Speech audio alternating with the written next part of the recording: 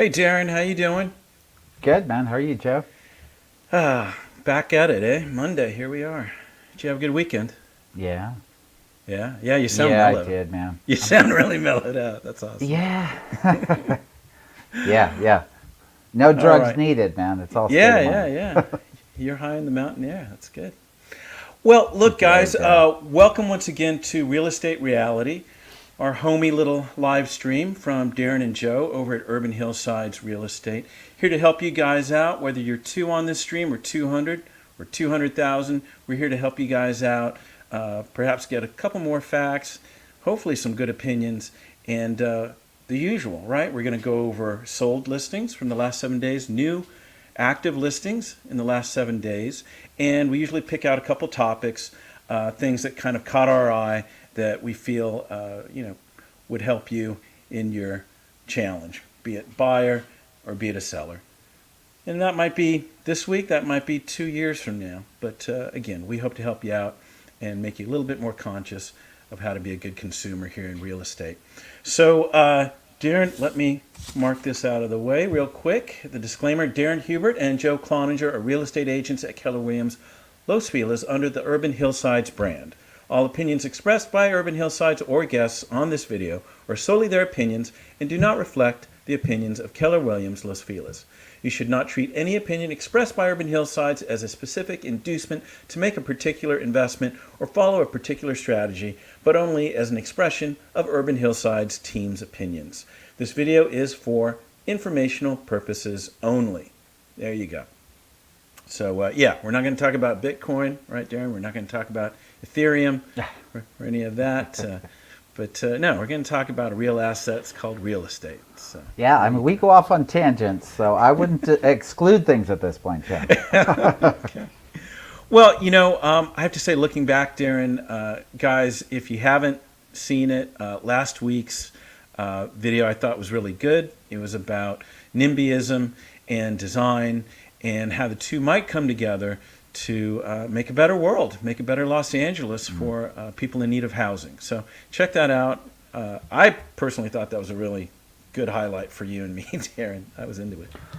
Oh, I did. A lot of the themes in that article, that Slate article, were right up the alley of what we've been talking about for so long. It was nice to see them to come together and put in context that way. Right, right. So let's see, blah, blah, blah. So three things in the forefront here. Open houses. Open houses are back. Uh, we want to talk about this, however brief, because, you might be a buyer on the sidelines that rightly might be scared of going out and checking out houses, but also for sellers that are deciding whether this is finally the right time. So, Darren, you know more of the specifics. How do you want to talk about it? Maybe give us the changes in what's happened. Sure. Well, first off, I think both buyer and seller benefit by everybody who wants to see the property should now be able to get in. That was one of the largest hurdles. In small segments of time, blocks of time, buyers had to be rushed through spaces. But then even with that happening, there were limitations. I mean, it's not complicated. Maybe you get 30 people at most into a property every day in a 9-hour span. Right. You can get 300 people into an open house. Now they're not allowing that yet, so don't be expected to be bombarded. There is still social distancing required. There's the current standards are 2 groups at a time, but I think a lot of buyers are respecting that flow. They're trying to get through the space. In the open houses you did this weekend, Joe, you were talking about how we had to have some people waiting outside. Yep. It wasn't by appointment. You could show up whenever. Yep. So maybe open houses, what they'll be now is rather than a 2 to 3 hour time window. Okay, Right. so we don't want buyers to have to wait outside in a line. We'll make them, they'll be a little longer until they really are fully opened up. So we can accommodate the social distancing. Everybody's still wearing masks, even though, and you have to sign acknowledging that COVID is a concern and that you'll follow protocol. Yeah. But it was so much easier, I think, for everyone involved to Yeah. show the space, respect others, engagement in that social environment. It was nice. It felt good. Well, I have to say, Darren, just on a simple level of human communication, it was great to see people. It was great to talk to them. Uh, Maybe it wasn't the right house, but I frankly was just happy to meet and see people, and it was a little bit more of a normalcy there. Not quite, but as you said, we respect what's going on. Obviously, we don't Yeah, know, right, who's vaccinated, who's not. So, yeah, masks are still there. Safe distancing is still there. And as you said, the limitation of 2 groups at a time. and it may change. Look, that's the reality. The varying agencies that regulate what we can and can't do in these spaces will Right. continue to monitor it. And there might be pullback. There might be it might open up a little more. We'll see. Right. All agents should be monitoring that and respecting everybody involved in the process throughout. Yeah. Well, I know, California, I forget but they basically opened up the state, and then in terms of business and whatnot, and then it went to county, and there was a bit of a controversy about whether City of LA had approved open houses, and I think they caught up real quick, and over the weekend they agreed and they opened it up. So it's Right. good for all of us. So. Yeah. Cool. All right, so that was about open houses, guys. Get out there, let us know what you want to see, and we'll meet up with you out there in the wild. So, the other thing I wanted to point out is touting our new listing, of course, is that we have a new video. Check it out. I'm not going to play it here, but it is at urbanhillsides.com, so you can check out the video. You can also check out the 3D scan and photos and get a description and a floor plan and check it out. We do have one more scheduled open house at this point. It's Tuesday. It's from 11 to 2. So if you are curious, come on out. We'll be happy to see you. And that's my little plug, right, for new Yeah, listing. and that's 1104 Montecito. Thank Just, you. 1104 yeah, Montecito. All right, so on to our topic of, let's see here, let me share. But it's about home renovation and home renovations that might hurt you, and more importantly, hurt your values. So, Darren, do you want to kind of introduce it, and then we'll jump into it with this? Sure. Yeah. Well, this article, we thought it was interesting. You're often hearing about, how to get the most value out of prepping a property, and we talk a lot about preparing a property for sale. Again, another article that kind of pulls it together, but we're hovering over to give our perspective on. This is about what not to do, and where not to invest your money in preparation. And there's some good reasons for each of them, and we'll kind of go through them. But from the broader perspective, outside of the article even, understanding a local buyer, the ideal local buyer is what we always talk about, and how you prepare a home to target that buyer. And that's where doing some renovations or very personalized renovations can move away from connecting with that ideal buyer who will pay the most for a house. Right. This is reminding me, Darren, I mentioned earlier, whether it's this week or in the future, this is a tough one for sellers, not only to make the right choices, utilize the right budget, maximize it, but thinking ahead, and that's tough to do, right? Maybe you're 3-4 years away from selling. Maybe you don't even know you're going to sell, but how to keep that in context in the moment of being a homeowner, but also being, from the other side, the buyer, and making the right choices. That's a tough one. For sure. And we'll talk about some of these renovations, and they hone in on, they're very personalized renovations can be some of the biggest issues from a resale perspective. But hey, if you want to personalize your home, and it might be an issue when you go to sell, that's your choice to do, obviously. Just Right. know that you may not get it in return Right. if you do it in a certain way. Or you might find Darren and Joe a couple months before you're going to sell, kind of setting it up for the next buyer and helping you make those good choices at the end. Gosh, Right. we're pretty Shameless good plug. at that. Yeah. Yeah, well, I'm thinking of a specific case where we haven't 100% mastered that because people.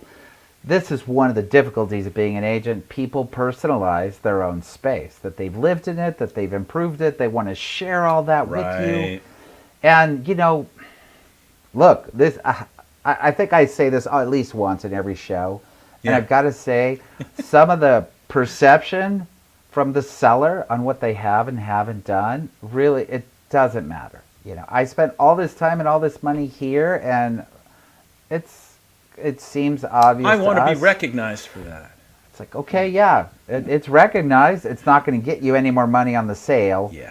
And you should put money here. And they're like, I don't want to do that. It's like, Yeah. okay, I'm listening to you, but at least hear me out. Right. Because we do have the experience, and this should help net you more money. In the end, we're trying to get you Right. the most on the sale. So. Welcome to our world. There you are, guys. So, all right. Well, let me get into this a little bit, and I'll just highlight, and we can comment as we planned. So, yeah, 20 home renovations that will hurt your home's value. This is from Yahoo Finance, and let me just read the first couple paragraphs. Your home isn't just a source of pride or a place where you can relax after a long day. It's also an investment in your family's future. So, and while it's natural to make improvements to increase your home's resale value, some renovations will actually cost you money in the long run. Just because you see something as an improvement doesn't mean a potential buyer will feel the same way. So, yeah, then he goes, find out which renovations are the ones to avoid. So let's get into it. It's always nice to hear somebody else say it, You're not crazy, exactly. Yeah, that's how I feel sometimes. All right, so first one on this list is lavish lighting fixtures. Now, Darren, I'm in the middle of this, helping my mom's home get sold, and yeah, I'm going to keep it nice and plain. In fact, I sold the lighting fixtures that were there. So. Right, and that is in certain rooms, dining in much of a house, bedrooms, dining rooms, maybe living rooms. Maybe there aren't a lot of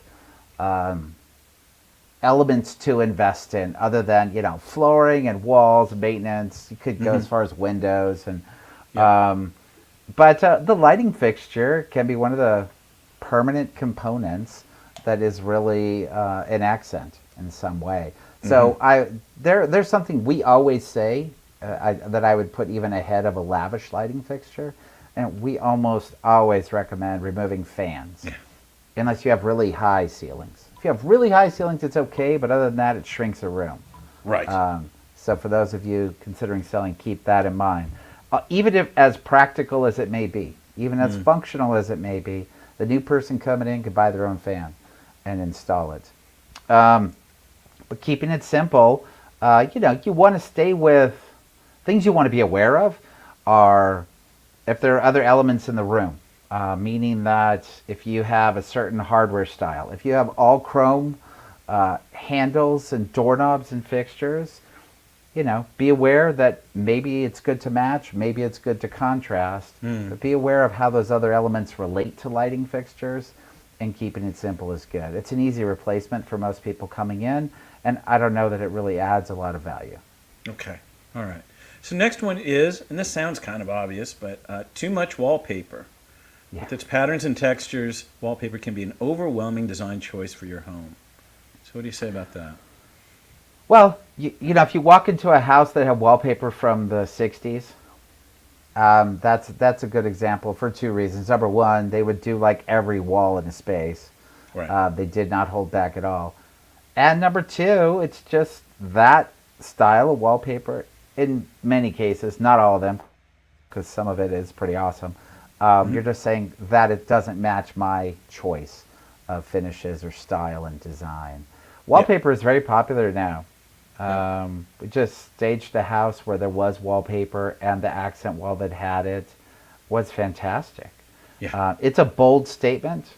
Yeah. If you're going to do wallpaper, I almost feel like, and it's you want to have a designer to make sure it all matches. Because often when you make that bold of a statement and it doesn't match the rest of the space, that's when it doesn't help the sale at all. Well, just like you were saying about the hardware and matching,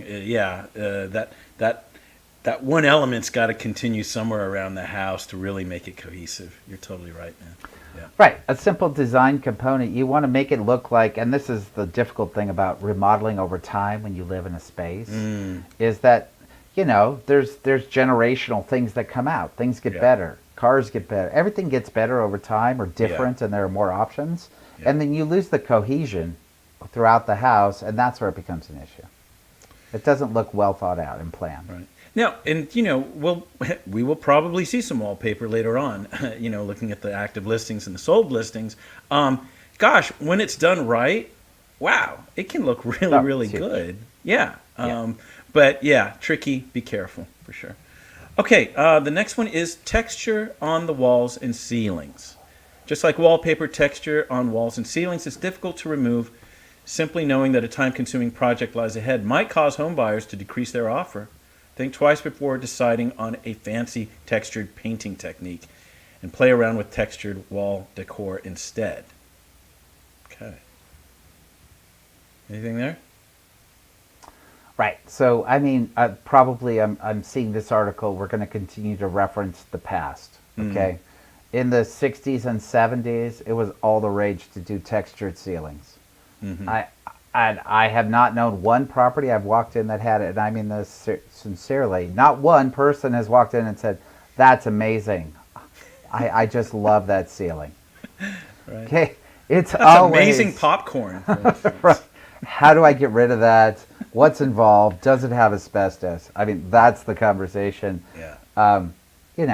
Textured walls are probably easier than ceilings, but just be aware. All right. And when was it after 1970 there was no asbestos in popcorn? Was that what year was it? I don't know the transition year. I know the product variation, meaning that the product used to have almost like a concrete consistency. It was like stucco. You put it on, it was really thick, it was heavy. And then that changed. It went to this is where it gets the term popcorn. It's the newer version. It's lighter, it's airy. You could spray water on it to remove it. The other stuff you had to mud over or put drywall over. You couldn't remove it. Certainly the older version all had asbestos. Okay. All right, quirky tiling is the next one. Any over-personalized renovation can hurt the value of a home, especially something like tiling, which requires more effort and money to replace, said Bob Gordon, realtor and blogger at Boulder Real Estate News. This is going to be one of those, it's a bold statement. It'll appeal to some, not to others. Or if you don't have a designer, sometimes homeowners are making choices on products because they're saving a few bucks per square foot, and that's not going to help when it comes time to sell. Yeah. And trends change, but whatever. If that's what you want to do when you're living in the house, you do it. Just realize, when somebody comes to evaluate your home for sale, you should have an agent that has a strong perspective, knowing what buyers want, and they're going to tell you whether that's helping or hurting the sale. And then you can choose what to do at that point. Well, that's the thing, right, Darren? It's like, as an owner, it's hard to keep a context for everything. And I think here, what I usually see, and I know we've seen it many times, is the tile. Somebody fell in love with the tile, but they didn't really look at the rest of the house and see how it fit in. Right. And it gets awkward. Yeah, when you're trying to sell. That's one of the things. I mean, look, we don't do complete remodels in spaces. Sometimes we'll do more than others, but one of the things that we often do is we're trying to come in and somehow infuse consistency and tie as much as we can together to make it seem purposeful, so that rooms do match, so that the house has an overall feel. All right, the next one, and this is one that I'm a little worried about from my little project now, is too much carpeting. In an interview with Realtor.com, home remodeling expert Alex Bechevetsky said that new hardwood floors can increase the sale price of a home by up to 2.5%. Wow. Compared to hardwood and laminate floors, carpet can quickly show signs of damage. Plus, colors and textures are highly based on personal preference, and any overly personal touches can decrease a home's value. So what do Oh, you look, say? let's go back to the 60s. Yeah. Shag carpet. Yeah. Right? Yeah. It was a great idea at the time. Um, Look, I don't think almost no one wants carpet in a house these days. It is about solid surface, and then you can put in area rugs. Sometimes you'll find bedrooms that are carpeted. I think that's okay. Yeah. But even then, people will change that out. If you have old carpet, it's a real downer. Really, Yeah. it really does devalue the space. Yeah. If you have brand new carpet, I think the general approach to that is great. We'll change that room out, but it's you're not harboring 20 years of everything that went on in that house in the Right. floor. Funk, and yeah, all of it. So much what? funk. Yeah. Bio what? Yeah. Right. All right. Well, we'll see how it goes. I'm definitely, as you know, I'm finding something that's very plain, that's very as universal as I can get. But I got a lot of house to cover, and I'm only picking It's out also some a- flooring. Right. It's also an area situation. You know, depending on the region and what's expected in different areas. Right. The issue you're dealing with makes Yeah. sense. There's a good amount of smaller houses in the areas we sell in. Yeah. So, you know, make the flooring right in the area you're working in. There's a lot of larger houses, and that's a more affordable way to do things. Got So it. people in that area, I think, are more accepting of it. Well, we'll find out. Okay. Next one is Yeah. bright and bold paint colors. It's kind of obvious, but what do you have to say to that? That's what it is. Don't get nutty. I'll say that we support almost every house being staged. So in the process of doing that, that's where you bring in the color, because that color can go right out the door, and the person coming in doesn't have to deal with it at all. And nowadays, the majority of people paint accent walls, not entire rooms, in bold colors, and that can help. Right. Help sell a place if it's the right color and the furniture matches and it Again, all works cohesion. together. Yeah. Yeah. All right. An extremely high-end kitchen is the next one. Again, sounds obvious, but I think the issue there is, look, that's what we talked about early. If that's what you want and you live in the house, and obviously do what you're going to do, you may not get that in return when you sell, but that may not matter to you. If Right, you so the just want a really expectation great there. kitchen, yeah.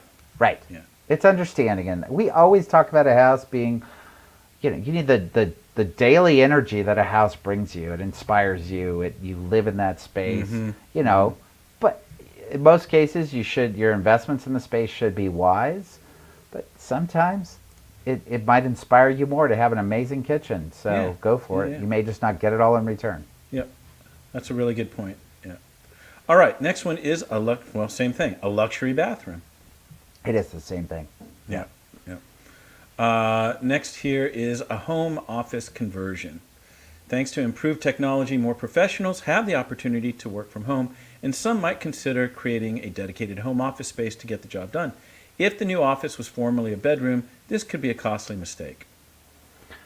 So two things there. You know, it's when I think about a conversion for a home office, where I think it is a true negative is when you get the full built-ins.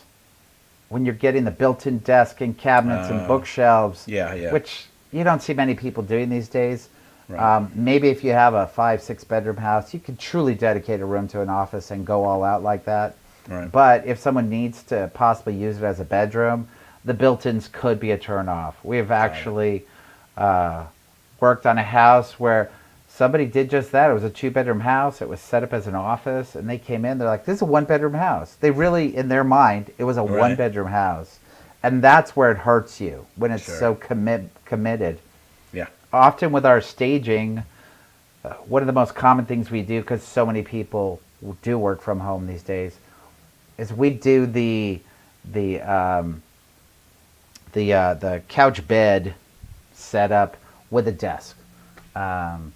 So it So you're looks seeing like a couple uses out of it. rather than exactly. one. So you're not fully committed to both. But people walk in and they see and they're thinking, oh, somebody could sleep there, and they're also seeing there's room for a desk, and they know, they know they can go either way with it. Yeah. Okay, next one is combining bedrooms to create a bigger room. Right. A very customized thing to do, right? Mm-hmm. And it's one of those, it works for me, it's what I want, go for it. Just know that, and we've had this situation, you're potentially reducing the value of your home. Right. Particularly when you're you're removing a bedroom. It's just fewer bedrooms. Now, there are a lot of people buying luxury. We've seen homes that, are multi-million-dollar homes that have 2 bedrooms. Mm-hmm. Okay? Now, the issue is there, you just reduce your pool of potential buyers. It could be the perfect match for somebody who wants 2 bedrooms and a huge common space or desires a master. Right. And it all works. And you could get the maximum amount if that person is looking in the market at that time and sees your house, if all of that aligns. But you're probably reducing the quantity of buyers. And once you reduce that funnel, it just reduces your odds of getting the highest return. And maybe, too, with some foresight, I mean, if that's really something you want to do, maybe that is one of the adjustments you make before sale, right, is to bring that third bedroom back. Yeah. Absolutely. And put the wall back. Yeah. And sometimes that could be the plan. Exactly that, Joe. And you know that when you convert it. We're going to sell in 10 years and retire, and we did this conversion, and if you have that foresight, you're preparing it, it's an easy conversion back. Got it. Okay. Next one is removing closets. Same situation. If you have no closet in a room, you officially don't have a bedroom. Yeah. Yeah. All right. Next one, I'm thinking of our client, a sunroom addition. Yes, sure. Can be a great space to enjoy the outdoors away from the elements, but according to remodeling, a sunroom addition is one of the worst home renovations when it comes to return on investment, with the cost of an addition exceeding approximately $75,000, while only adding just over $35,000 to the value of the house. Right. If you want it and you're going to live with it and you're going to enjoy it, just know you're not getting it in return. Yeah. And I'm thinking of our client. I mean, it makes a lot of sense for the small house that they have.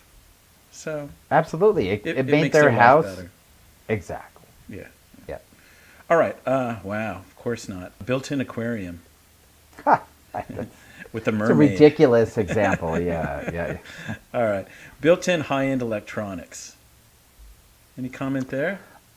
Yeah, it's one of those. If you've got somebody who comes in who really likes it, but the issue I would say specifically with electronics, and it applies to bathrooms and kitchens as well, is that stuff turns over so fast. The trends in those things change, and it gets, specifically with electronics, it's always getting better. So probably if you installed it, by the time you're ready, you didn't install it to sell, okay? So it's probably going to be old by the time you go to sell. Right. Yeah, I'm thinking of like initially, I mean, we see it, right? People put in the Nest thermostat, they put in, a low cost, alarm system. It doesn't hurt the environment too much, but there is some automation that people look at now that kind of appeals to them. But yeah, don't go overboard. Yeah. And all these things are reasonably affordable, allow you to monitor your space, be more energy efficient. All those things are great. Yeah. But then again, those things will also change. Technology from one year to the next is dramatically different. Yeah. All right, next one, a swimming pool. So what do you think of this? I'll say this: the homes, the expectations have risen a bit, and a lot of the areas we serve had no swimming pools. We work in a large geography, so some areas have a higher expectation of that. But I think price points and people coming from different areas, I think West Side to LA is the most common dynamic I see, and people spending a lot more time at home and socializing at home. I think that's shifting a little bit. I think there are more people that are wanting and expecting pools. Yeah. You know, it's funny. I don't know if you So, saw this, but it could be. let me just throw this in. There's actually now, I think they're from Australia, but there's actually now an Airbnb-like service for pools. So if you wanted to rent What do you mean? somebody's, Oh, you mean you can use someone's pool? yeah, Oh, yeah, and that's it. So I like wow. that. I like that Do you better get the than pool owning one. house too, or just the pool? It depends, I guess, right? How much money do you have? But yeah. Right. Wow. So, yeah, it mentions here, if you've got children, it might be more advantageous. But yeah, there's a limited time for that as well. So, all right, next one is, well, same idea, a hot tub. Anything a little different about a hot tub? Oh, go ahead. No, I think hot tubs are, you know, people will either be great or how do I haul that thing away? I think I've written more offers where in the offer it said hot tub must be removed Right. than clients being excited about it though. Yeah, it's a pain to get rid of them. So- You're right. All right, next Yeah. one is a garage to gym or living space conversion. For a fitness lover, a garage to gym conversion might seem like a wonderful idea. To parents of a millennial who just moved back home, a garage to apartment conversion probably seems like a money saver. But future home buyers might not agree. I think the only time I think that that's an issue is if you're, again, if you're in a huge house where you don't need more space, or if you do something like in the office, where if you make something so permanent that it seems costly to remove or burdensome, or people can't visualize the space being used as its original intention just as a garage. But finishing a garage, drywalling, painting the floors, it's fantastic. Those You are drive good. your car into a beautiful space, Yeah. or you can use it for something else. Okay, this is one I think I'm going to be running into. The wrong landscaping investment. Well, so you did a lot of cleanup, Joe. I know if you're talking about your current project. Yeah, but it still But- looks messy. Yeah, the question is always how far do you go? Simple is better when it comes to landscape, or if you have a more complex design. We joke about, there's one joke we've had consistently, and that is investing in 100 pots probably is not the way to go. Right. That's definitely not the way to go. I think simplicity in the yard is typically good. Most of the projects we help people with, it's simplifying the space. It's having singular focal points. If you're going to have dense, lush landscaping, there's a design component to landscaping. People don't think about that. There are trendy plants. You can look at the 50s. You can go into some neighborhoods and go, yeah, that was planted in the 50s. As you drive down the street. Yeah. I don't know anybody other than for hedge purposes planting ficus trees and letting them grow to 80 feet anymore. Right. So, yeah, be wise Yeah. with the investment there. It can be costly. I mean, you can spend Yeah. $50,000 on a landscape project reasonably easy. And I think what really costs you ends up being the hardscape. So just keep that in mind. Okay, next one is beautiful but messy trees.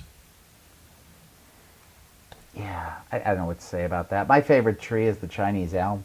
Drops leaves all year round, but it provides shade all year round. And I like shade. Right. So, yeah, whatever. So yeah, basically, stay away from certain trees: oak, female ginkgo biloba, sweet gum, locust tree, eastern white pine. Again, back to landscaping choices. In LA, it might be, one of the trees that's interesting is you planting like a native oak tree. That might seem like the best thing ever, and it looks beautiful. But if it gets so big and you want to add to your property, you can't remove it. Right. You're stuck. Yeah. All right. Next one is DIY repairs. Don't we know that? Yeah, next and last one. Yeah. So, what it comes down to there is every home that sells is going to be inspected. Is the bottom line. Got it. We're good on the surface at highlighting these and helping repair them, but know that that's one of those moments I talked about the seller moment early on. Mm-hmm. That is when a seller comes to you and says, yeah, I just did this entire project. I remodeled this entire room myself. Yeah. And my immediate response is, please don't tell the buyers that. We're Yeah. not going to promote that. Unless you're doing it every day, some things are going to be missed. Some things Right. are going to be done wrong. And they're going to come up Yeah. at time of inspection. Yeah. Well, that's the thing. I'm thinking of somebody in particular, like, you know, he is an AC tech. He has been an AC tech for, gosh, man, maybe 30, 40 years. Does he know how to deal with tile? I have no idea. But yeah, his natural tendency will be to fix everything. It's just in him. Yeah, it's Right. hard. Right. It's moving on to tangential things that, maybe one right next to it is good, but then you think, I'm going to move on to the next one that's adjacent to that. It starts getting too far away from your primary Yeah. skill set. Yeah, I think too, Yeah. because this this happens when we look at homes. Is the simplest list starts growing into other things, and you can feel overwhelmed if you are doing it yourself. It starts growing, that list. So Yeah, again, in preparation, we're always looking for cohesion. If your home has, if you have the kitchen remodel, bathroom remodel, and you haven't upgraded flooring, we're saying, well, look, these two spaces are amazing. I think you should put the money into the flooring. The whole house will be cohesive, and you'll get the highest price. right, But if you have, it's when things are not at the same level where you're just trying to bring a cohesive presentation to get the highest amount at that level that will attract the buyer who will pay the most for the components that the house offers. all right. Well, that's the end of the article. Hopefully, you got something out of that, and we gave you some good opinions. You know, as Darren has said in the past, depending upon where you are regionally and whatnot, there might be more important things on that list, but these are some good ones to consider all the way around. All right, next, let me get rid of this. We have sold listings coming up, and let me just dig in here. All right, sold listings last 7 days. All right. So, what did you think about the activity? It really popped up from last week. It did, and this, yeah, solds and new actives are a little closer. It's still, I think there were like 12 more new active listings compared to solds, but the volume of solds picked up, and Yeah. yeah, Yeah. it seems appropriate. It's expected. So you're always thinking, these properties that have sold came on the market probably 45 days ago. To average it out somewhere between 30 and 60 in most cases. So that's getting into the prime selling season. All right. Well, I know you looked at the list a little bit. Was there anything in our neighborhood, Silver Lake, Echo Park, that you wanted to look at? I thought Lemoyne was good, the first one, Yeah, 1556 Lemoyne. All right. I feel like we looked at that as an active listing. I feel We like did. we predicted a price, but I don't remember what it was. Yeah, I've got to catch up to that. Let's see. Oh, it's all good. Yeah. So yeah, that's right by the listing that we had. Right, we sold a TIC right next door to that. Yeah. I think it kind of went where I would have expected. It listed for 9. It was a 900 square foot, 1 bedroom, 1 bath house on a very large lot. I have to say the 1-1 is what scared me about this. It's like, wow. Yeah. But it's Wow. big for a 1-1, and it had a lot of outdoor space as well. And it was well yeah. done. I mean, look at these photos. They did a really nice job. Yeah. Okay. And this is an example of where we're saying, you can have a humongous 2-bedroom house. It depends on who the buyer is. Because often common space can be more important than quantity of bedrooms if it's Yep. just 2 people. Yep. Okay. Well, that was brought to us by Tracy Doe. Tracy Doe and Ryan Judd. All right. Yep. All right. Next is Bear with. Oh. All right. Okay. What's another one you saw, Darren? I think 2313 Lakeshore. Okay. This is a house that, you know, the struggle, because it would have sold for more if it didn't have this, was it's basically pushed right up to the street. Mm-hmm. So you really have no setback. There's no front yard setback. It was Right. done really well. The Right. interior space is amazing. That window, Right. big interior vaulted window. It's prepped well. It's staged well. Yeah. I think whoever got this, just very specifically, was okay being right up on the street Yeah. with traffic flow, but they got an exceptional deal because they Yeah. were okay accepting that part. Yeah. Yeah, I feel it was a good deal as well. So yeah, that's a 2-bedroom, 1-bath. It's 2313 Lakeshore Avenue. $1,040,000 was the sold price. It started at 849,000. Took 12 days on market, and this is brought to us by Valerie Halsey at Berkshire Hathaway. So yeah, the one that we just saw was like 895, and it went for a million. Was it 125? So Yep. yeah, right there in the pocket. Similar jump. Yeah. Yeah. Okay. Next. All right. What else, Darren? Let's do Sanborn.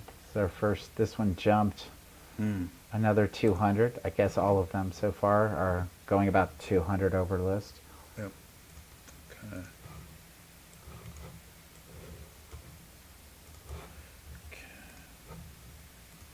So this is 1518 Sanborn Avenue. It's a 3-bedroom, 3-bath, 2,288 square feet. Nice view there. Sold for $1,715,000. This was in Los Feliz, and let's see, it took 10 days on market. It started at $1,495,000. So yeah, a heady jump. This is brought to us by Joanna Soul and Bradley Holmes over at Compass. Right. Yeah. So as I go through the photos here, like pretty much what we're talking about, some of the bathrooms aren't high-end updated. Mm-hmm. Still got but the rug. Still got carpet. Exactly. But the spaces feel good. The spatial relationships are very nice. There are a lot of nice outdoor destinations. Everything is very clean. So this is a house that somebody could buy and just say to themselves, we'll improve the bathroom, we'll change out the rugs at some point in time. Yep. And it all works. Yep. Great. All right, next one. Let's see here.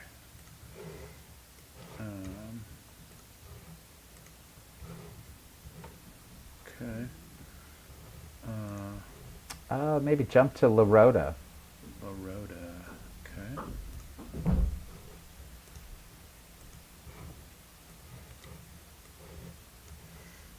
Okay. Right? So Okay. This is Eagle Rock area. Yeah. 5115 La Rota Avenue. It's a 3-bedroom, 2-bath, 1,662 square feet. Sold at $1,411,000, and nice sized lot, almost 9,000 square foot lot. Days on market 13. It started at $1,349,000, so not too far off. And this Right. is brought to us by John Potter and Katie Crane. And the basics here apply. A lot of the things we just spoke about in that article. All white walls. Color is brought in with staging, with Right. accents. Not everything's upgraded. I go into the bathroom and I'm like, yeah, new countertops, but old cabinets. Right. But it's cohesive. Yeah. It's a lived-in space, and it shows well, and it can be expanded on because of the lot size. Right. Eagle Rock. That was one thing, Darren, when we were talking about the open house in Montecito Heights. Everybody had really good reactions to the house, but I also told people about the neighborhood and the people there. And Eagle Rock reminds me of a similar thing. A very family-oriented place. a really good neighborhood between people and just the lay of the neighborhoods and the retail. That's what you don't see at these open houses a lot of time. So Yeah, yeah. I mean, I know it's our listing, we're touting it, but Montecito Heights is kind of special that way. yeah, A lot of people walk. Bottom line is, you go into a neighborhood and there are a lot of people walking. It's a welcoming neighborhood. yeah, yeah. All right. What else do you see? Anything more in Eagle Rock that piqued your interest? No, I didn't see anything else in Eagle Rock. Right. Let's see. I think I saw York. That was the next one over in Glassell Park, Okay. 3913 York Boulevard. Okay.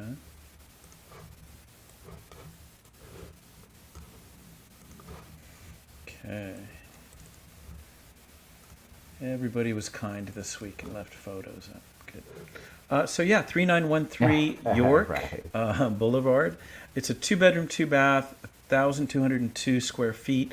Sold at $1,030,000, and took 9 days on market. They started at 895,000. So again, similar jump for similar square footage. This is brought to us by Right. Alexis And this Gallardo. is the residential section. Mhm. Right. Yeah, and York has just an all residential section. I believe this is on it. But yeah, all white, some nice accents, some patterned tiles around the fireplace, Mhm. on the floor in the bathrooms. Right. Um, Tile, it well shows done. very well. Sure. Yeah. Yeah, very tasteful. Those are trendy at the moment. In 10 years, they might not be. And okay, so I have a We'll see. design. I want your design opinion on this. Backsplash versus floor tile. Eh? Meaning what? In this case, they're both very Meaning, does busy. it make sense? Yeah. Is it too busy? Could the styles somehow match, or it's felt a little off? My personal sense is that they're both very busy, so it's too much for the space, and it's Got not it. a big space to Right. begin with. I would have Got it. simplified one of them. Yeah. Okay. Good stuff. Next. Avenue 33, we got to go there. There are reasons I don't want to, but 2236 Ave 33 sold for, I think this is the winner for the day, for sellers at least. Maybe not for buyers. 600,000 over list price. Wow. Wow. And we Okay. talked to a client about this property. Yeah. Well, it was definitely a special place. Let me try to cool off my computer. It's protesting. Let's see. All right. So, yeah, 2236 West Avenue 33. It's a 4 bedroom, 2 bath, 1,580 square feet. But so much more than that, right? So it sold at $2,100,000, 18,819 square foot lot. Days on market was 12, and it started at $1,499,000. Wow, that sounds like such a great deal at this point. Right. And brought to us by Tracy Doe and Ryan Judd. Right.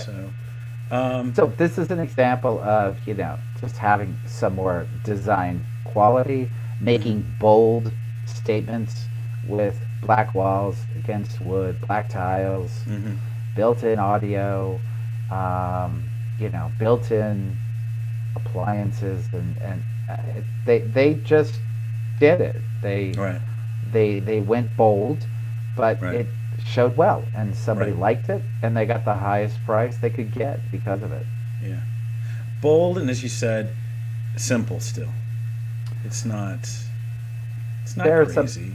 It's not crazy, and I mean, yeah, it's a matter of perception, but there are some fundamental things, and I'm not some high-end designer. We bring people in to really fine-tune things, but there are some fundamental things like, matte black tile rather than shiny tile. The right tones of wood rather than like red toned wood. I mean, there are Right. some fundamental mistakes that people just make. Yeah. when they're designing, and you go in there and you're like, oh no, Yeah. that's not going to work. Yeah. So when you're remodeling, this house is an example of that. Most of from what I can see, the Yeah. choices were done well. Yeah.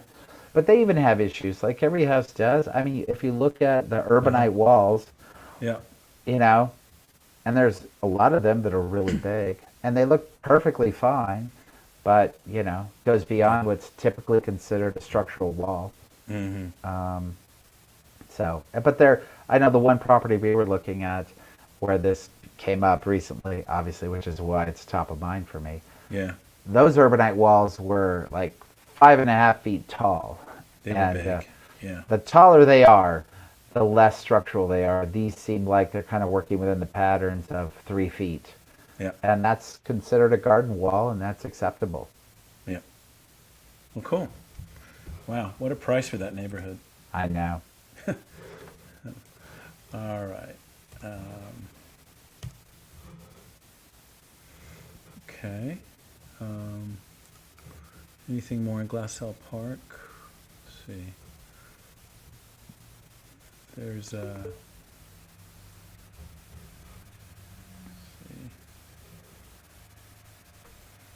Rome Drive. Sure. Yeah. Let's see. Okay. Bink. Bink. So Spanish, 2003 Rome Drive, 3 bedroom, 2 bath, 1,237 square feet, sold at $1,400,000, and that started at $1,099,000. Days on market 22, and this was brought to us by Kirk Hawkins, and yeah, what to say? $300,000 jump. Um, this is very clean Mm-hmm. throughout. The roof line in the front is clean. It's very simple. Um, yeah, I feel the cleanliness is what's driven the price up. It's cohesive Yeah. throughout. It's just a nice house. I will guess too, although I'm not 100% sure. Uh, this is in the Mount Washington Yes. elementary school zone. Sure. That might help some, right? I guess when you It compare it does. to private school. Yep. There truly is that in Mount Washington, and some Franklin Elementary. There's a couple school zones. Although in those zones, Hmm. because they've become populated, they don't guarantee access to the Right, school at this point, right. even if you're in their geographical boundaries.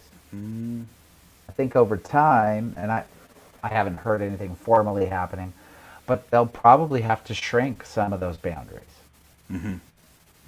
because they just can't accommodate all the kids as a neighborhood school. So I'm looking still in Mount Washington, and I'm wondering if this is the area I'm thinking of. But 623 Sunny Hill Drive, There's also is that Crest Haven. Let me see, Sunny Hill. is that the Brady Bunch neighborhood? I think it is. Oh, that's sure. We know that neighborhood. It's all built in the '60s. Yeah. Yeah. Here, let's take a look. So, although it's got a different look, then that's This why. isn't. Yeah, it Oh, does have a different look. okay. So here, let's give it a try. Um, 623 Sunny Hill Drive. It's a 4 bedroom, 3 bath, 1,921 square feet, uh, and it sold at 1,527,120, and took 11 days on market. Started at 1,399,000. I think this is up at the top, like it's its own custom house. I think compared to the Yeah, this others. doesn't look like the other houses that were built. Yeah. I don't see a year built. What do Yeah, you it have on says year built there? 1966. Yeah. Well, then Yeah. it was just a big remodel. Hmm. Yeah. All right. Well, brought to us by Ryan Judd, Tracy Doe. I like the big windows. Looks good. Sure, it does. All right. Let's see. Okay, 5 more minutes, Darren. I think we can jump into the actives. Sure, do 1116 Crest Haven. Okay, Crest Haven. I feel like we wrote an offer on that property with a client. Crest Haven. Okay.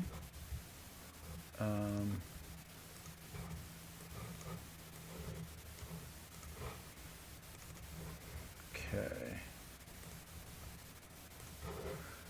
All right. So this is 1116 Crest Haven Drive. It's a 2-bedroom, 1-bath, 1,036 square feet.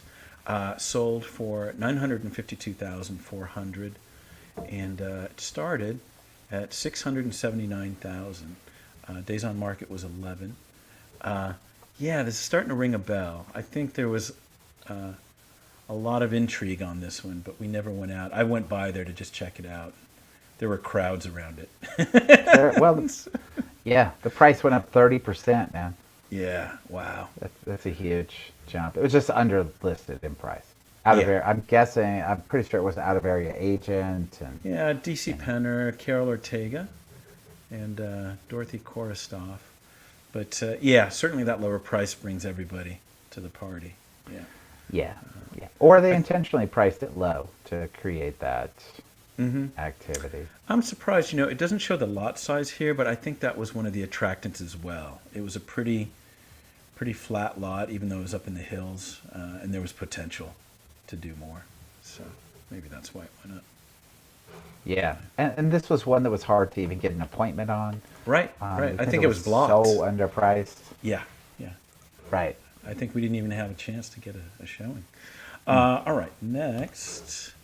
What else do you see, Darren? I was impressed with Collis. 3711. Yeah, we may have talked about that last week. Now that I think about it, I think that's one of the overlaps. Hold on. Was it? Let's see. I think that was Mr. Pedraza. Is it? Oh. This was. It was. So if you have that memory of it, then we probably did. Yeah. All right. On to the next. So, gosh, Highland Park, 6032 Monte Vista went up 400,000 almost in price. Hold on, let me get there. Monte Vista, 6032. Yeah. Okay.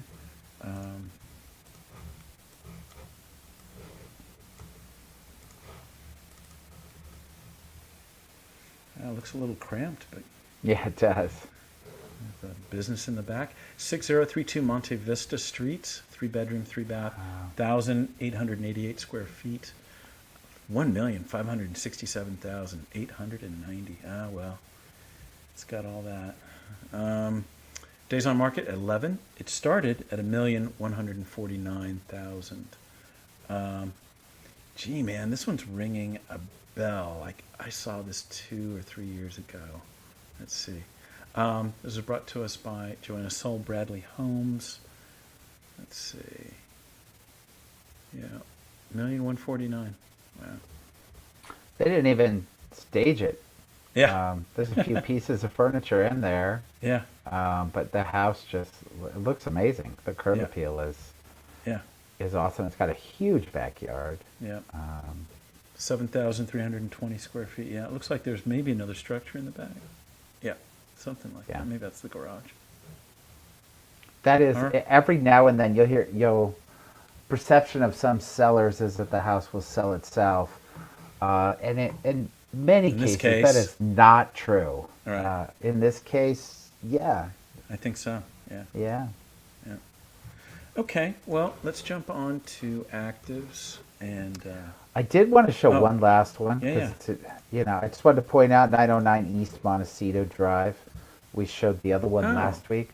Yep. Okay. 909 East Montecito Drive. Okay. So down the road. Got it. Okay. 909 East Montecito Drive, 3-bedroom, 3-bath, 2,236 square feet.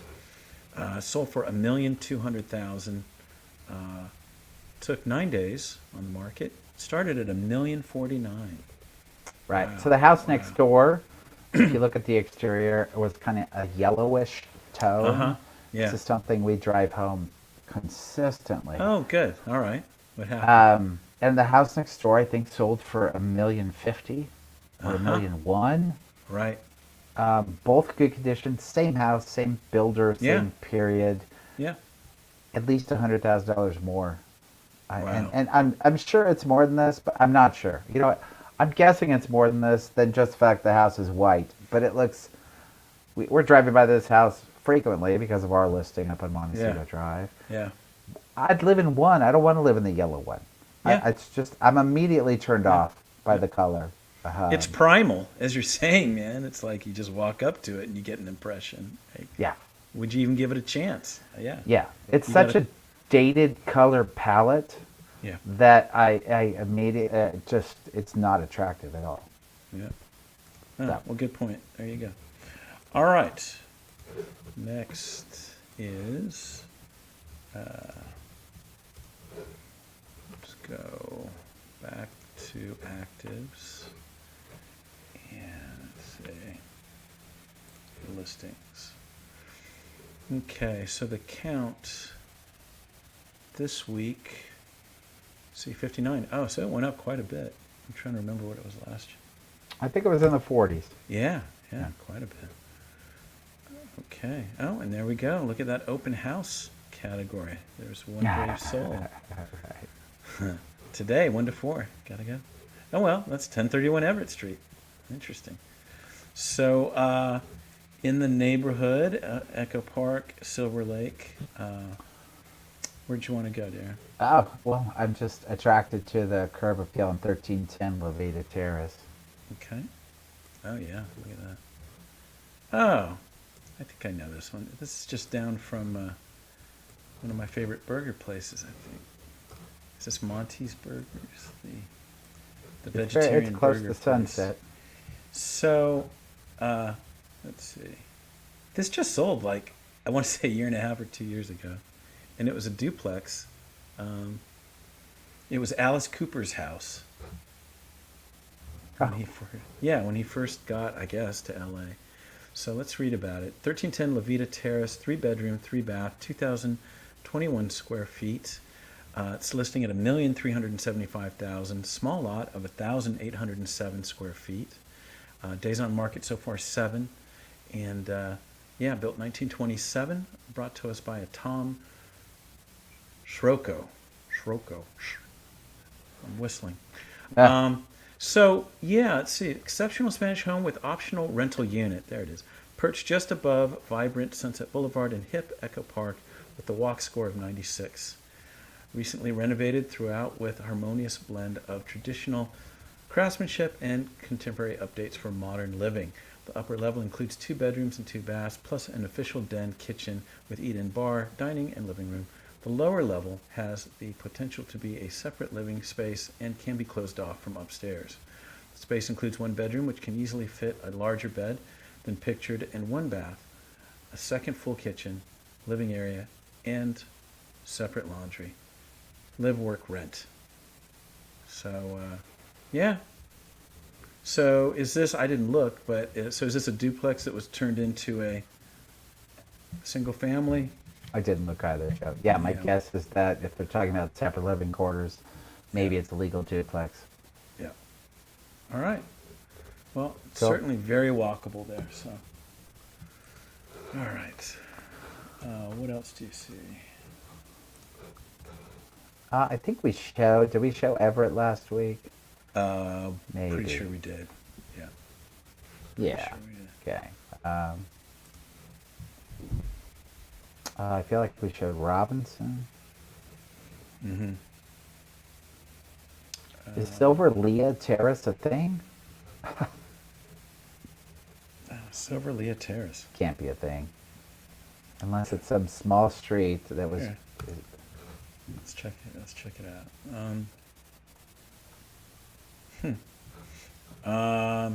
Well, it's right up in there. Let's see. Let's look at the map. Wow. I've never seen that street before. Panorama Terrace. Yeah, I don't see Silverlea Terrace. There it is. I learned something new. All right. Let's go back out.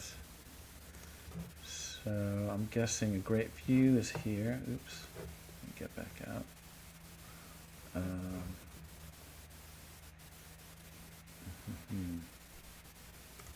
Okay.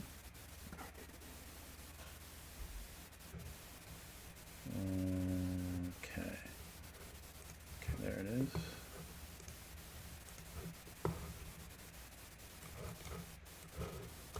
Well, any house that can have a grand piano in it is probably good sized. Yeah, 30027 Silverlea Terrace, 4 bedroom, 3 bath, 2,043 square feet. 1,600,000 is the asking price. Small lot of 3,171, and let's see, days on market. It's been 6, and built 1990, fairly recent, and brought to us by Ewan Liu over at District Realty Group.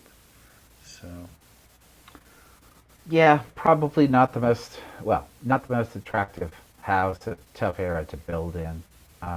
These houses can be modernized to a point. Number one, I'm going to say, like we've been talking about, probably a white paint job makes it look more modern.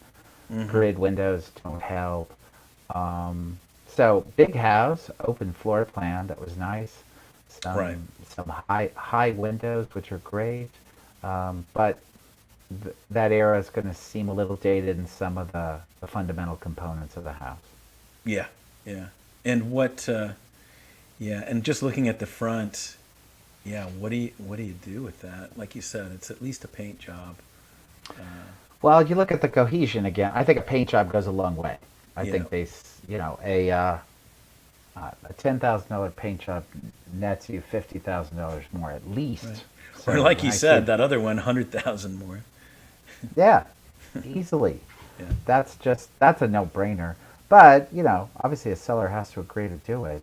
And often it can be one of two things. It could be the agent not pointing it out, or the seller just not willing to do it. Yeah. Whichever it is, I assure you there's money left on the table because it's the wrong color. Yep. And then after that, it's a matter of how far do you go when you go inside, finishes, windows, maybe the paint job's enough and that's where you stop. Yeah. Leave the rest for somebody else to do. Yeah. Okay. Good observations. Let's keep looking here. Okay. You see more in our neighborhood? No, I don't. There's something on Hyperion if you want to look at that. Oh gosh. 856 Hyperion. Yeah. The first photo isn't a great place to start, and now I just opened it and there's one photo total. So. Yet they want 1,299,900. And it's a vertical photo at that. Vertical photos typically. I think they drove by. They drove by and they took it from the car. They stopped the car. We're not seeing the rear view mirror in the bottom left corner of the photo. So it just got on today in some defense of Morella Nazarian, but not a good. Maybe not more will come. Yeah, let's hope so. Best foot forward. It's not working so far. Okay, what's another one? Oops.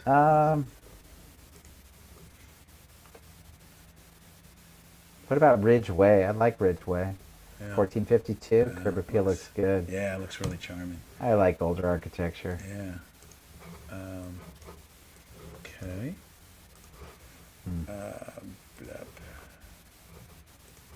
Okay, very charming. 1452 Ridgeway. It's a 4-bedroom, 4-bath. It's 2,996 square feet of living space on 7,797 square feet of lot, starting at $1,995,000. Wow. Days on market 6. Built 1908. I see some wallpaper there. That's what I'm laughing at, buddy. Brought to us by Timothy Durkovich. I'm seeing So, a lot of red tones yeah, yeah, and yeah. things. Yeah. Let's see. Angelino Heights, like you said, yeah, nice area. Um, let's see. Creative Haven in historic Angelino Heights, one of a kind and dripping with charm. This 1908 California craftsman is artfully reimagined with designer finishes and plush amenities, including a modern pool spa yard and two custom designed accessory units, adding 800 square feet of living space. All while maintaining a deep connection to its historic roots. 3 bedroom, 2 bath, 2,145 square foot main house showcases immaculate woodwork, pocket doors, built-ins, and a brick fireplace. With rich entertainer spaces in informal living, dining, and family rooms. Views of downtown LA, the Hollywood sign, Griffith Park, blah, blah, blah. All right. Well, Looks like a musician or a guitar manufacturer lived there. There's yeah. There's a nice musical room. Yeah. Yeah, but a lot of glossy sheens, which Hmm. are not desirable, but some nice improvements. Boy, it's a beautiful pool. Yeah, I was going to Um, say, a well proportioned pool. It's not like yeah, screaming and at you. some of the improvements are very nicely done. Yeah. What a compound! I Yeah. mean, you Yeah. get to that almost that last photo, second to last, and you get the aerial. That's a very nice space. Yeah. Lays All out right. well. Well, let's see. Do you want to guess on this one? Or, Oh, we haven't guessed on it. yeah, we haven't done Gosh, any man. guesses. Yeah. Yeah, this is 2 million. How much I more? gosh, My I could see God, it. yeah. Another musician walking right into that. Yeah. Um, 2.4. Okay. Yeah. Yeah, man. Gosh. DH says 2.4. JC says, uh, mm, he's going to say 2.5. We'll see. Okay. Uh, all right. Next one. What do you see? Well, we seem to be throwing in one of these large, overpriced homes that is, not certainly not our mainstream Yeah. thing. What do you So, see though? It's kind of a gee whiz. What do you say? 5500 Red Oak Drive. All right. Well, we can dream. Let's check it out. All right.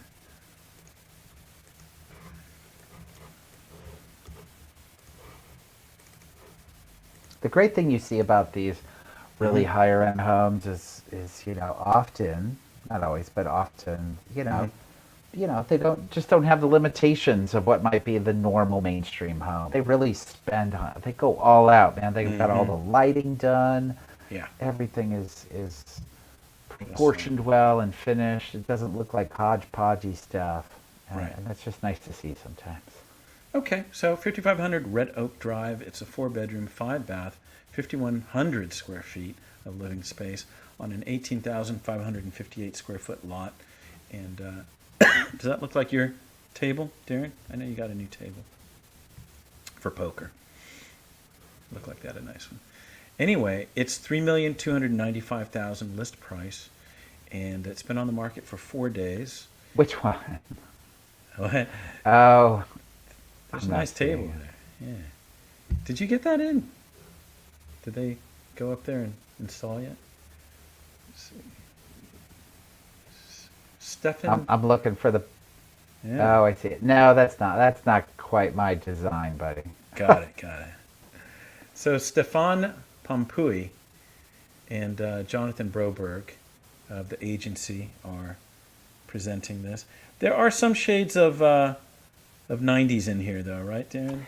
There With the are, man. cabinetry and Yeah, some there's of some those drawbacks. beams. Yeah, And I would say this is an example of maybe it worked very well when they did it and it was cool and hip, but totally. then when it went out of style.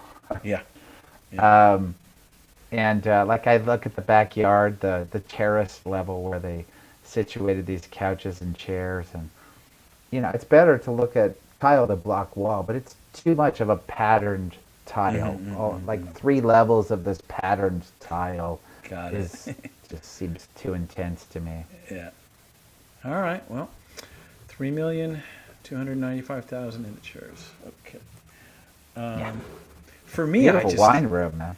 yeah. I mean, for me, and you've heard this from me. It's like, gosh, how do you live in 5,100 square feet? It's just bizarre to me. I guess you Wow. figure it out, right? So Yeah. It's another level, Joe. It's one that yeah. we're, in reality, it's one that we're not at. It's not our daily lives. All right. What's another one? Went through Ridgeway. Sierra Villa, I'm just looking at the photo. It looks great again. I love Spanish. I'm always drawn to Spanish too. Okay.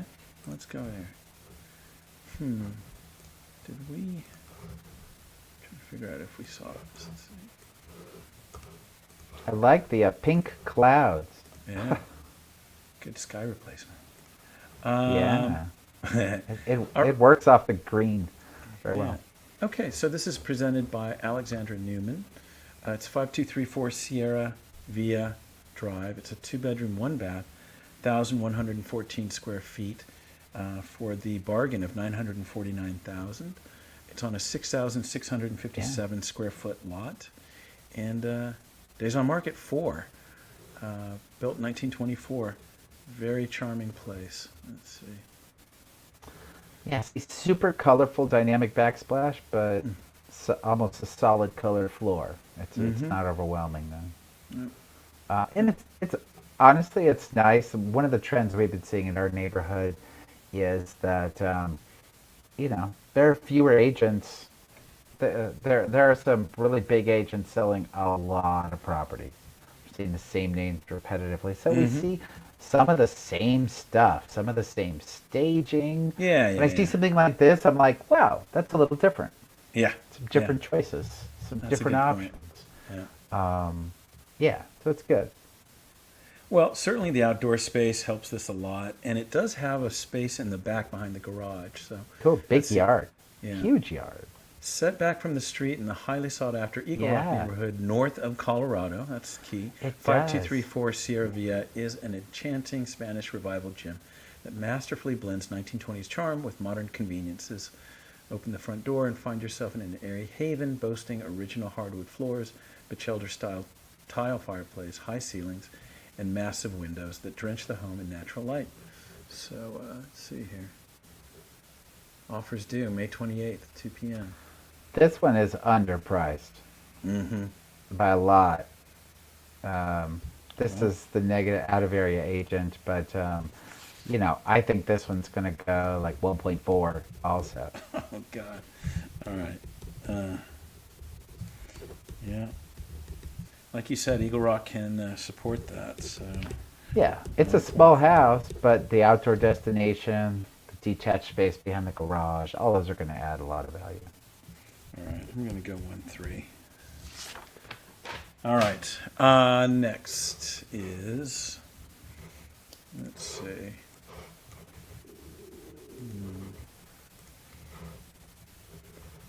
Okay. Eagle Rock. Where are we? Anything more Eagle Rock, or we're off to No, I think I moved on to Larker. Larker? There it There's a is. lot of good listings out this week. Uh-huh. There are 946 Larker. I just, this pocket is interesting. I have sold a few houses in this pocket. It's almost Mm-hmm. like that Sunny Heights area. Um, it was a development in the 60s, a big development. These are the only two developments I know of. That's Sunny Heights pocket and this pocket. So 946 Larker Avenue. It's a 3-bedroom, 2-bath, 1,575 square feet. Listing at 1,149,000. No lot size. It's been on the market for 4 days. Built 1961, and Ava Masahian is presenting it. And yeah, as you're saying, Darren, just kind of a solid all-American house. Yeah, they always, all these, most of them up there have small yards. Mm-hmm. Um, it's got some 60s flair in the architecture, the fundamental components. Um, They have nice flow, separation Right. of bedrooms, two on one side, one on the other. Uh-huh. So a lot of the things I like. Yeah, look The, at that the yard. Ooh, really, really small. yeah, Yeah. the neighborhood doesn't have a lot of charm. It feels like middle America when you're there almost.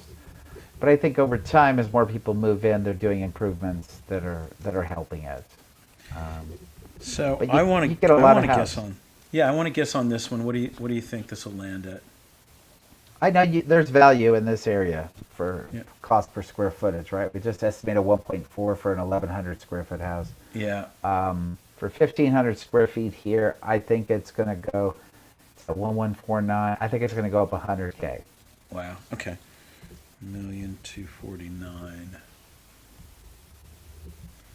Uh, I'm going to stick a little closer to 1,200,000. All right. Just feels kind of dated to me, and it's It does. small, and I think they're really kind of pushing a price that's a little above its weight, but aren't we all? All right. So you got to try. All right. So let's see. So I have three left personally, Joe, that I'd like to talk about, Yeah, and yeah, then yeah. whatever else you want. So I want to Yeah. do a Druid, which is El Druid. Sereno, Marnie, Druid. which is City Terrace, Okay. Let's do and Druid. then there's this amazing one on Montecito at the end. Okay. Well, that will land us right towards our scheduled end around 3:30. So that's good. All right. Looks like a deal already. 4749 Druid Street in El Sereno. It's a 3-bedroom, 2-bath. It's 1,654 square feet. 775,000 is the list price. It's on a lot size of 6,630. Days on market 5. And let's see here. Brought to us by Armando Arenas of George Michael Realty. Pop star as well. George Michael. Yeah. I can't help but think of that every time I hear that name. Obviously. So this Built in is 1947. Mm-hmm. a no prep home, Yep. right? Yeah. And in most cases, you hope that means you're going to get value. Mm-hmm. Today's market, it doesn't always mean that. You're not going to be impressed with the photos, that's for sure. Right. The presentation, everything's a bit dated.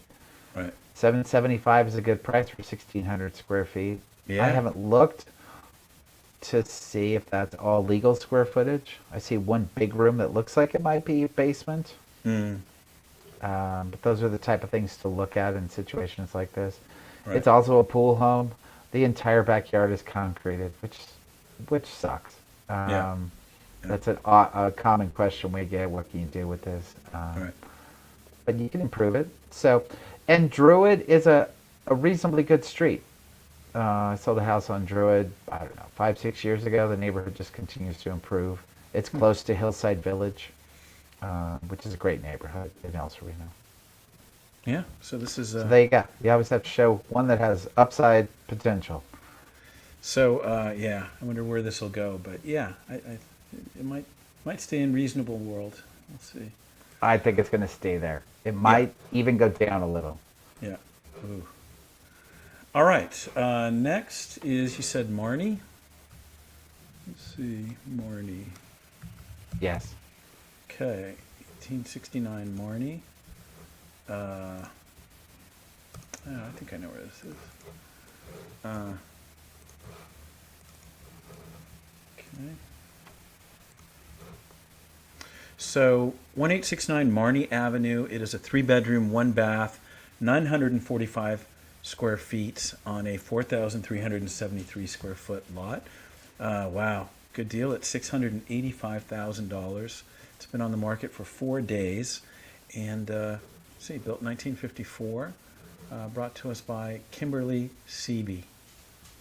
So, kind of a similar situation, right, Darren? Or it's a little better.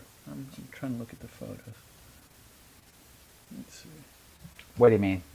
No, it's in better condition, right? It's in better condition, Yeah. and it's presented better.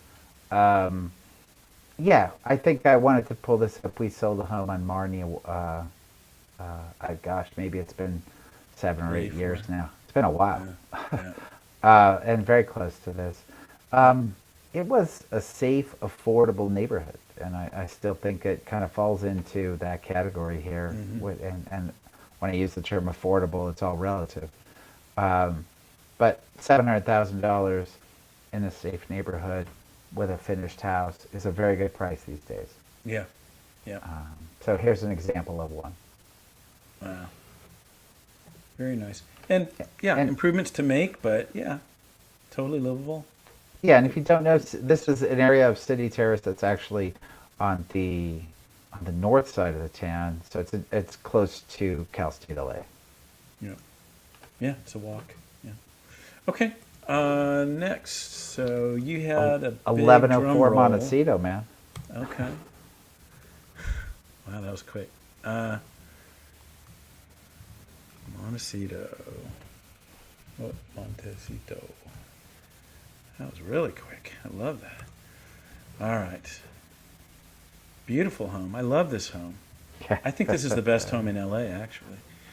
Um, yeah, what do you say about this, Darren? I know we talked about it before, but Sure.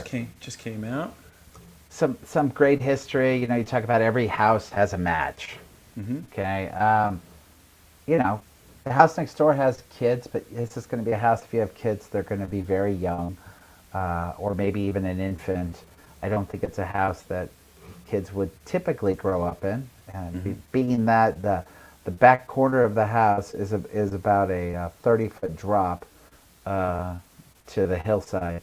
A lot of them, the potential on this, not only there's value in Montecito Heights, very good value in Montecito Heights, um, is that you can try to utilize the lower lot, which a lot of people don't do. They just Mm-hmm. concede and stay up at the top.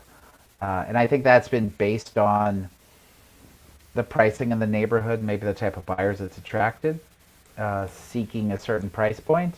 Mm-hmm. But as it attracts higher price points, I think the buyers will come in with the intentions of building, utilizing the lower space more. Yeah. Um, Well, definitely people were impressed, as I said earlier, about the lot size. They weren't expecting it. Yeah, it should right. be used.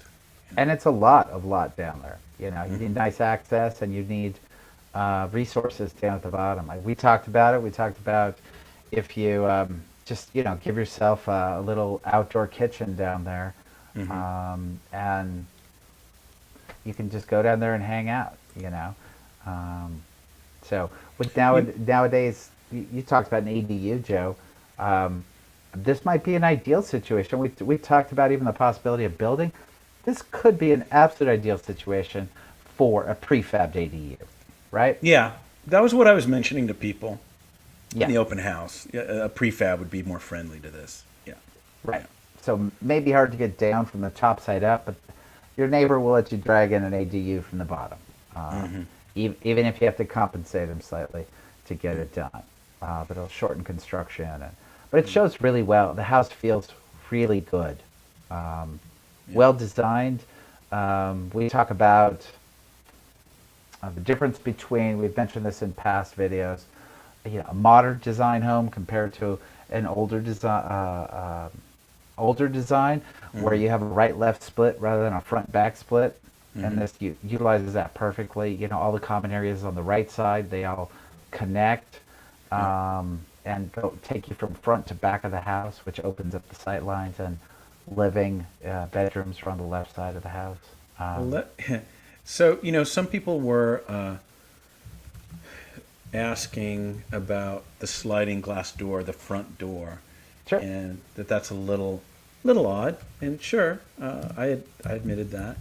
But when you look at the purpose of the design, I mean, it definitely gives it a big open space all the way to the back, and light.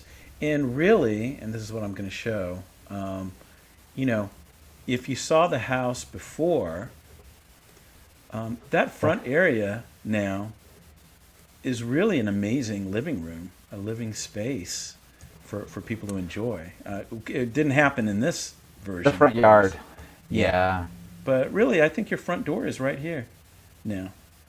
So Right. I think it makes good sense. And if you're entertaining, I mean that flow is awesome. You know. Super nice. Yeah, and when you're sitting in that front yard, you're seeing right that photo right there, all the way through Hmm. the backyard. Yeah. Um, Yeah. yeah, it's lovely. The house just feels really good, and the outdoor space in front connects you very nicely. It's definitely an expansion of the living space. Hmm.